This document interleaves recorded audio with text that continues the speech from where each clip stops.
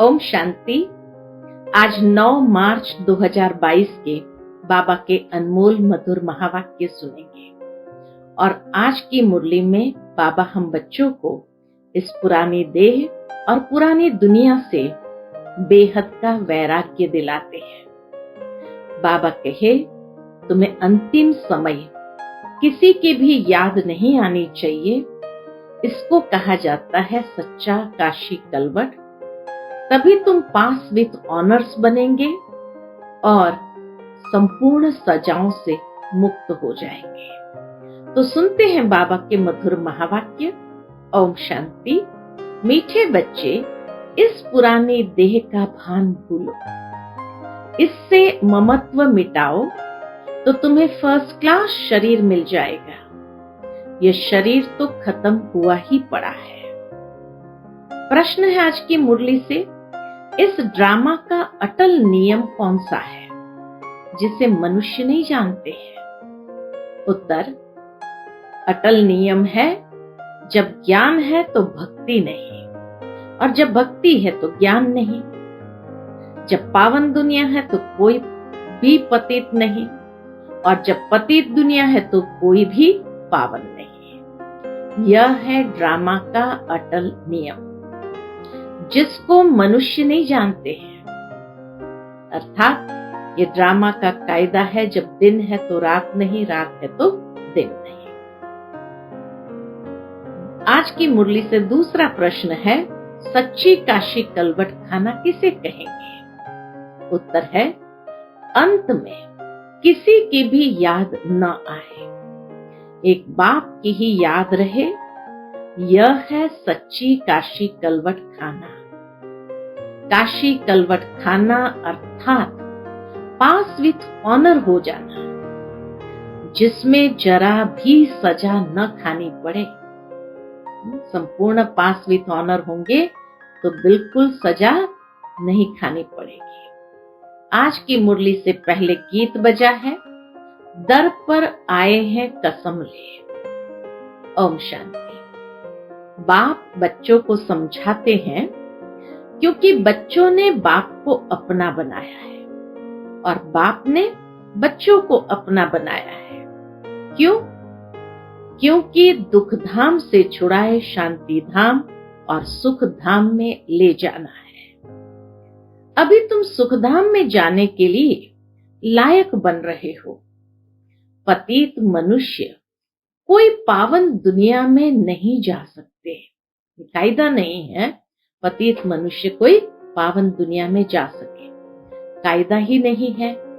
यह कायदा भी तुम बच्चे ही जानते हो।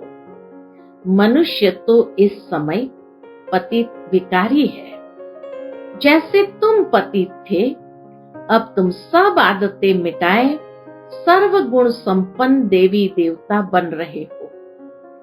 गीत में कहा, हम जीते जी मरने अथवा आपका बनने आए हैं। कसम लिया है तो हम जीते जी मरने अथवा आपका बनने आए हैं। फिर आप जो हमको मत देंगे, क्योंकि आपकी मत तो सर्वोत्तम है।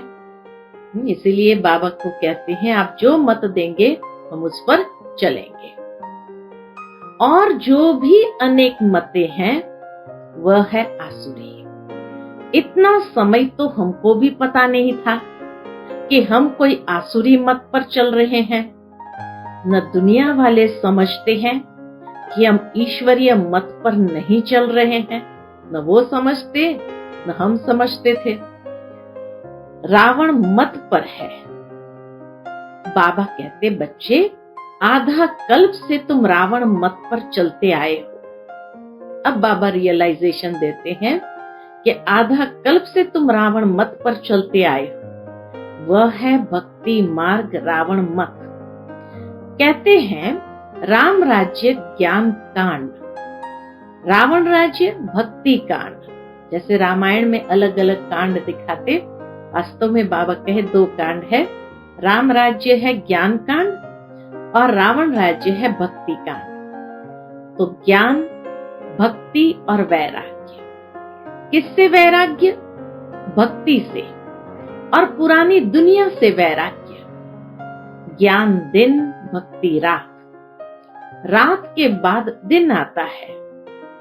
वैराग्य है भक्ति से और पुरानी दुनिया से। यह है बेहद का राइटियस वैराग्य।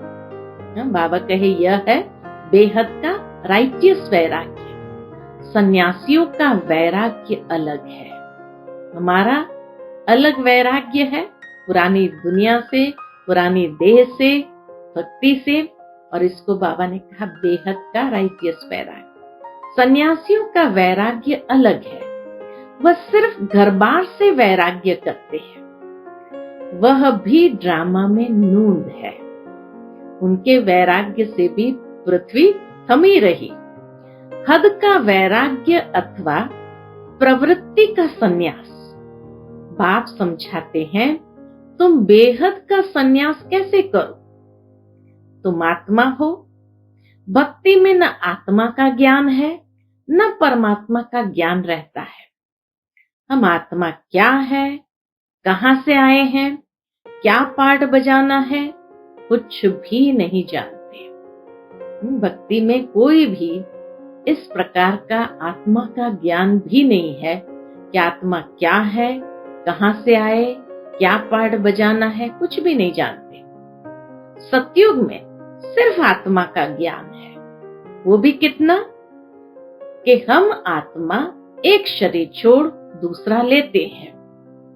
परमात्मा के ज्ञान की वहां दरकार नहीं, इसलिए परमात्मा को याद नहीं करते हैं।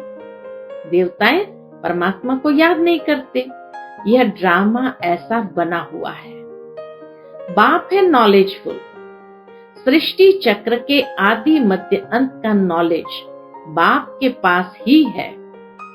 बाप ने तुमको आत्मा परमात्मा का ज्ञान दिया है। तुम कोई से भी पूछो आत्मा का रूप क्या है, कहेंगे वह ज्योति स्वरूप है। परंतु वह चीज क्या है, कुछ भी नहीं जानते। तुम अब जानते हो आत्मा बिल्कुल छोटी बिंदी स्टार है। बाबा भी स्टार मिसल है, परंतु उनकी महिमा बहुत है। बाबा भी स्टार है, परंतु उनकी महिमा अपरंपार है। अब बाप सन्मुख बैठ समझाते हैं कि तुम मुक्ति, जीवन मुक्ति कैसे पा सकते हो। श्रीमत पर चलने से तुम उच्च पद पा सकते हो। मुक्ति, जीवन मुक्ति पाने का आधार श्रीमत। लोग दान पुण्य यज्ञ आदि करते हैं, समझते हैं भगवान रहम करके हमको यहाँ से ले जाएंगे। पता नहीं किसी न किसी रूप में मिल जाएगा, यही समझते हैं। पूछो कब मिलेगा तो कहेंगे अभी बहुत समय पड़ा है, अंत में मिलेगा। मनुष्य बिल्कुल अंधेरे में है, तुम अभी सोजरे में हो। तुम अब पतितों को पावन बनाने के निमित्त बने हो। गुप्त रूप में तुम्हें बहुत शांति से काम लेना है। ऐसा प्यार से समझाओ जो मनुष्य से देवता अथवा कौड़ी से हीरे मिसल चुटकी में बन जाए। बाबा कहे ऐसे प्यार से समझाओ जो क्या मनुष्य से देवता अथवा कौड़ी से हीरे तुल्य चुटकी में बन जाए। कितना बाबा को ये रहता है कि बच्चे जल्दी जल्दी पुरुषार्थ करके संपूर्ण बने। अब बाप कहते हैं कल्प कल्प मुझे आकर तुम बच्चों की सेवा में उपस्थित होना है। यह सृष्टि चक्र कैसे चलता है वह समझाना है। वहां देवताएं बहुत मौज में रहते हैं, बाबा का वर्षा मिला हुआ है। कोई चिंता व फिक्र की बात नहीं। गाया जाता है गार्डन ऑफ अल्लाह। देवताएं गार्डन ऑफ अल्लाह में, वहां हीरे जवाहरों के महल थे, बहुत धनवान थे। इस समय बाबा तुमको बहुत धनवान बना रहे हैं। किससे? ज्ञान रत्नों से। हमें धनवान बना रहे हैं ज्ञान रत्नों से। फिर तुमको शरीर भी फर्स्ट क्लास मिलेगा। अब बाबा कहते हैं, देह अभिमान छोड़ देही अभिमानी बनो। यह देह और देह के संबंध आदि जो भी है सब मटीरियल है। तुम अपने को आत्मनिश्चय करो। बाबा कहे तुम अपने को आत्मनिश्चय करो। 84 जन्मों का ज्ञान बुद्धि में है। अब नाटक पूरा होता है, अब चलो अपने घर। बाबा क्या कहते, अब चलो अपने घर। बुद्धि में यही रहे कि बस अब इस मटेरियल को छोड़ा कि छोड़ा। तब तो बुद्धि योग बाप के साथ रहे और विकर्म विनाश हो। गृहस्थ व्यवहार में कमल फूल समान रहना है। उपराम होकर रहो। कैसे रहना है गृहस्थ व्यवहार में कमल फूल समान? तो बाबा कहे उपराम होकर रहो। वानप्रस्थी घर बार से किनारा कर साधुओं के पास जाकर बैठ जाते हैं, परंतु ये ज्ञान नहीं कि हमको मिलना क्या है। उन साधुओं के पास बैठ कर के भी क्या मिलना है? वास्तव में ममत्व तब मिटता है जब प्राप्ति का भी मालूम हो। अंत समय बाल बच्चे याद न आए, इसलिए किनारा कर देते हैं, इसलिए वानप्रस्थ आश्रम में चले जाते हैं। यहाँ तुम जानते हो, इस पुरानी दुनिया से ममत्व मिटाने से हम विश्व के मालिक बन जाएंगे। यहाँ आमदनी बहुत भारी है। बाकी जो कुछ करते हैं अल्पकाल सुख के लिए पढ़ते हैं। भक्ति करते हैं अल्पकाल सुख के लिए। मीरा को साक्षात्कार हुआ, परंतु राज्य तो नहीं लिया, या राजघराने में पुनः जन्म तो नहीं लिया। तुम जानते हो बाबा की मत पर चलने से भारी इनाम मिलता है। कौन सा इनाम मिलता है? प्योरिटी, पीस, प्रॉस्पेरिटी स्थापन करने लिए तुमको कितनी प्राइज मिलती है। बाप कहते हैं अब देह का भान उड़ाते रहो। हम आपको सतयुग में फर्स्ट क्लास देह और देह के संबंधी देंगे। क्या बाबा वायदा करता है? बाबा कहते तुम देह का भान उड़ाते रहो तो हम आपको सतयुग में फर्स्ट क्लास देह और देह के संबंधी देंगे। वहां दुख का नाम निशान नहीं। इसलिए अब मेरी मत पर एक्यूरेट चलो। मम्मा बाबा चलते हैं, इसलिए पहली बादशाही उन्हों को ही मिलती है। 100% श्रीमत पर एक्यूरेटली चले। इस समय ज्ञान ज्ञानेश्वरी बनते हैं, सतयुग में राज राजेश्वरी बनते हैं। जब ईश्वर के ज्ञान से तुम राजाओं का राजा बन जाते हो, फिर वहां यह ज्ञान नहीं रहता है। यह ज्ञान तुमको अभी है। देह का भान अब तोड़ना है। मेरी स्त्री, मेरा बच्चा, ये सब भूलना है। ये सब मरे पड़े हैं। हमारा शरीर भी मरा पड़ा है। जैसे अर्जुन को दिखाया था ना, सब मरे पड़े हैं, तुमको खाली निमित्त बनना है। तो बाबा कहते हैं तुम्हारा शरीर भी मरा पड़ा है, हमको तो बाप के पास जाना है। इस समय आत्मा का भी ज्ञान किसको नहीं है?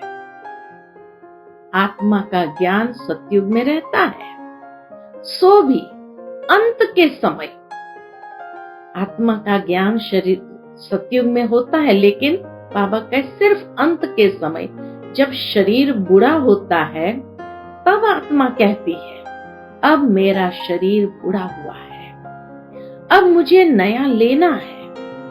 पहले तुमको मुक्ति धाम जाना है। सतयुग में ऐसे नहीं कहेंगे कि घर जाना है, नहीं, घर लौटने का समय यह है। घर लौटने का समय संगम युग है। यहाँ सन्मुख कितना ठोक ठोक कर तुम्हारी बुद्धि में बिठाते कि अब घर जाना है, अब पावन बनना है। सन्मुख सुनने और मुरली पढ़ने में रात दिन का फर्क है। आत्मा को अब पहचान मिली है, उसको ज्ञान के चक्षु कहा जाता है। कितनी विशाल बुद्धि चाहिए। छोटी स्टार मिसल आत्मा में कितना पाठ भरा हुआ है। अब बाबा के पिछाड़ी हम भी भागेंगे। शरीर तो सबके खत्म होने हैं। वर्ल्ड की हिस्ट्री ज्योग्राफी को फिर रिपीट होना है। घर बार को छोड़ना नहीं है। वर्ल्ड की हिस्ट्री ज्योग्राफी को फिर से रिपीट जरूर होना है, लेकिन बाबा कहे घर बार को छोड़ना नहीं है। सिर्फ क्या करना है? ममत्व मिटाना है और पवित्र बनना है। किसको भी दुख नहीं दो, ये बाबा की श्रीमत है।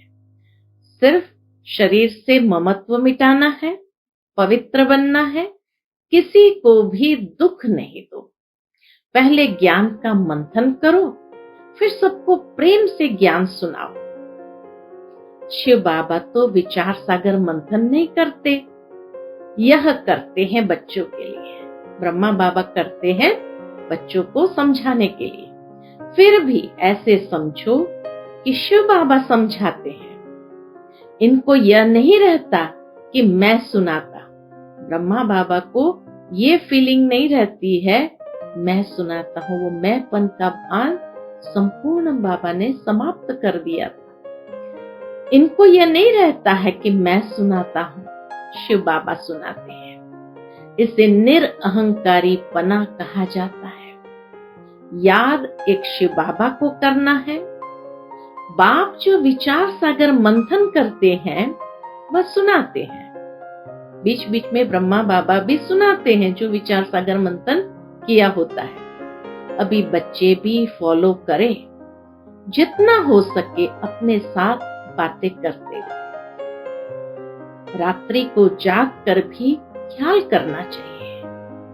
सोए हुए नहीं, उठकर बैठना चाहिए। बाबा कहे ख्याल करने के लिए सोए सोए नहीं, उठकर बैठना चाहिए। हम आत्मा कितनी छोटी बिंदी है। बाबा ने कितना ज्ञान समझाया है। कमाल है सुख देने वाले बाप की। बाप कहते नींद को जीतने वाले बच्चे और सभी देह सहित देह के मित्र संबंधियों आदि को भूलना है। ये सब कुछ खत्म होना है। हमको बाबा से ही वर्षा लेना है और सबसे ममत्व मिटाकर गृहस्थ व्यवहार में रहते पवित्र रहना है। शरीर छूटे तो कोई भी आसक्ति न रहे। ऐसी हमारी स्थिति हो कि शरीर छूटे तो कोई भी आसक्ति न रहे। अब सच्चा सच्चा काशी कलवट भी खाना है। कैसे खाना है? खुद काशी नाथ शिव बाबा कहते हैं हम तुम सबको लेने आए हैं। काशी कलवट अब खाना ही पड़ेगा। नेचुरल कैलेमिटीज भी अभी आने वाली है। उस समय तुमको भी याद में रहना है। वह भी याद में रह कुएं में कूदते थे। काशी कलवट खाने वाले शिव काशी की याद में रह कुएं में कूदते थे, परंतु कुएं में कूदने से कुछ होता नहीं। यहाँ तो तुमको ऐसा बनना है जो सजा न खानी पड़े, नहीं तो इतना पद पा नहीं सकेंगे। बाबा की याद से ही विकर्म विनाश होते हैं। साथ साथ ये ज्ञान है कि हम फिर 84 का चक्र लगाएंगे। इस नॉलेज को धारण करने से हम चक्रवर्ती राजा बनेंगे। कोई भी विकर्म नहीं करना है। कुछ भी पूछना हो तो बाबा से राय पूछ सकते हो। सर्जन तो मैं एक ही हूं ना। चाहे सन्मुख पूछो, चाहे चिट्ठी में पूछो, बाबा रास्ता बताएंगे। बाबा कितना छोटा स्टार है और महिमा कितनी भारी है। कर्तव्य किया है तभी तो महिमा गाते हैं। ईश्वरीय सबके सद्गति दाता है। इनको भी ज्ञान देने वाला वो परम पिता परमात्मा ज्ञान का सागर है। बाबा कहते हैं बच्चे एक बाबा को याद करो। और अति मीठा बनना है। एक बाबा को याद करो और अति मीठा बनना है। शिव बाबा कितना मीठा है, प्यार से सबको समझाते रहते हैं। बाबा प्यार का सागर है तो जरूर प्यार ही करेंगे। बाप कहते हैं, मीठे मीठे बच्चे, किसको भी मनसा वाचा कर्मणा दुख नहीं दो। भल तुमसे किसकी दुश्मनी हो तो भी तुम्हारी बुद्धि में दुख देने का ख्याल न आए। सबको सुख की ही बात बतानी है, अंदर किसके लिए बुखार नहीं रखना है। देखो वह शंकराचार्य आदि को कितने बड़े बड़े चांदी के सिंहासन पर बिठाते हैं।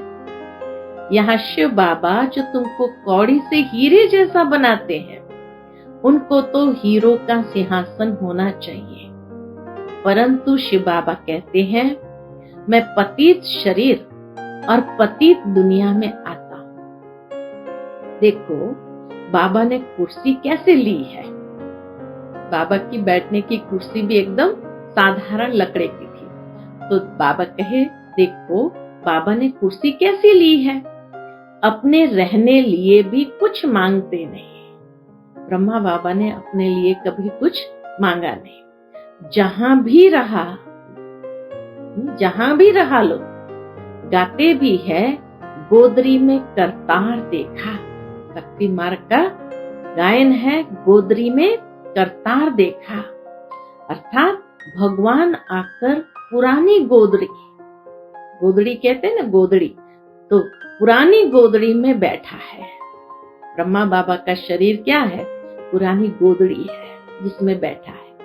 अब बाप गोल्डन एजेड विश्व का मालिक बनाने आया है। कहते हैं, मुझे इस पतित दुनिया में 3 पैर पृथ्वी के भी नहीं मिलते, विश्व का मालिक भी तुम ही बनते हो।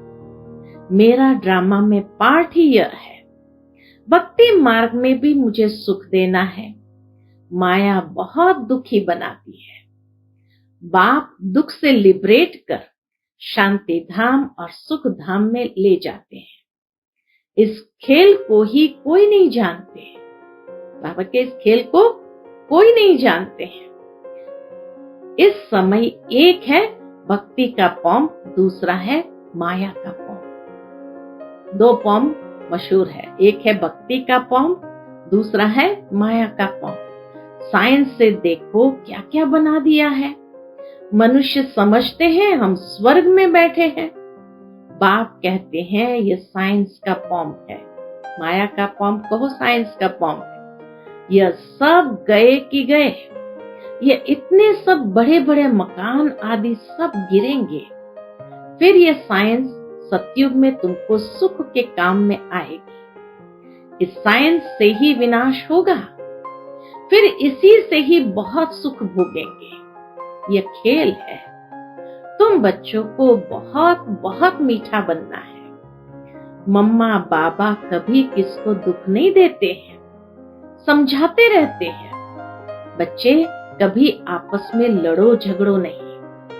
कहां भी माता पिता की पत नहीं गंवाना, अर्थात माता पिता की इज्जत नहीं गंवाना। इस मटेरियल जिस्मानी देह से ममत्व मिटाओ। एक बाबा को याद करो। सब कुछ खत्म होने की चीज है। अब हमको वापस जाना है। बाबा को सर्विस में मदद करनी है। सच्चे सच्चे सैल्वेशन आर्मी तुम हो, खुदाए खिदमतगार। विश्व का बेड़ा जो डूबा हुआ है, उनको तुम पार करते हो। तुम जानते हो यह चक्र कैसे फिरता है। सवेरे 3-4 बजे उठकर बैठ चिंतन करो तो बहुत खुशी रहेगी और पक्के हो जाएंगे। रिवाइज नहीं करेंगे तो माया भुला देंगी। मंथन करो, आज बाबा ने क्या समझाया। एकांत में बैठ विचार सागर मंथन करना चाहिए। यहाँ भी एकांत अच्छी है। अच्छा, मीठे मीठे सिकिलदे बच्चों प्रति माता पिता बाप दादा का याद प्यार और गुड मॉर्निंग। रूहानी बाप की रूहानी बच्चों को नमस्ते। हम सब रूहानी बच्चों की रूहानी माता पिता बाप दादा को याद प्यार गुड मॉर्निंग और नमस्ते नमस्ते। शुक्रिया बाबा, शुक्रिया। आज की मुरली से धारणा के लिए मुख्य सार है। पहली पॉइंट, मनसा वाचा कर्मणा, किसी को भी दुख नहीं देना है, किसी की बात दिल में नहीं रखनी है, बाप समान प्यार का सागर बनना है। दूसरी पॉइंट, एकांत में बैठ विचार सागर मंथन करना है, मंथन कर फिर प्रेम से समझाना है, बाबा की सर्विस में मददगार बनना है। आज का बाबा का मधुर वरदान है, अपने चेहरे और चलन से रूहानी रॉयल्टी का अनुभव कराने वाले संपूर्ण पवित्र भव। अपने चेहरे और चलन से रूहानी रॉयल्टी का अनुभव कराने वाले संपूर्ण पवित्र भव। रूहानी रॉयल्टी का फाउंडेशन संपूर्ण पवित्रता है। संपूर्ण प्यूरिटी ही रॉयल्टी है। इस रूहानी रॉयल्टी की झलक पवित्र आत्मा के स्वरूप से दिखाई देगी। यह चमक कभी छिप नहीं सकती। कोई कितना भी स्वयं को गुप्त रखे, लेकिन उनके बोल, उनका संबंध, संपर्क, रूहानी व्यवहार का प्रभाव उनको प्रत्यक्ष करेगा। तो हर एक नॉलेज के दर्पण में देखो कि मेरे चेहरे पर, चलन में वह रॉयल्टी दिखाई देती है। वह साधारण चेहरा, साधारण चलन है। आज का स्लोगन है, सदा परमात्मा पालना के अंदर रहना ही भाग्यवान बनना है। सदा परमात्मा पालना के अंदर रहना ही भाग्यवान बनना है। अच्छा, ओम शांति।